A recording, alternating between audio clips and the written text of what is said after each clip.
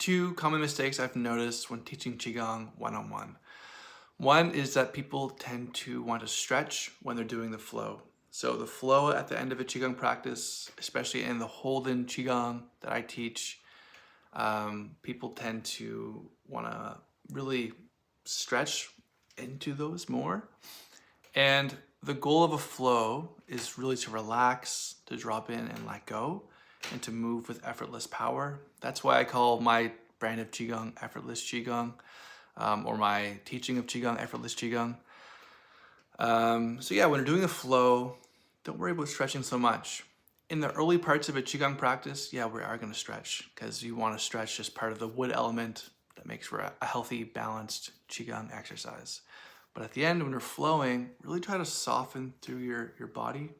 It's called sung, which means active relaxation, and that's what we're cultivating in our flows at the end of a practice. The second mistake I notice people doing is they tend to be overly hard on themselves when they're making mistakes with the techniques, or if they don't feel like they're doing the techniques properly. There's a really good chance, and I've noticed this because people who have followed me on YouTube for a long time, when we actually do one-on-one sessions over Zoom, they are doing some, not all of them, but some of the movements they're doing wrong, and that's fine. It's not about doing all the movements perfectly correct, especially right away. Qigong is a cultivation practice that we're working on over time. I still do movements imperfectly all the time, and I'm a certified Holden Qigong teacher, so don't worry about that. What really matters, and I was going over this with John Platt, who's a Qigong master, who works closely with Lee Holden too, is he was saying that, yeah, it's not about technical perfection in Qigong practice.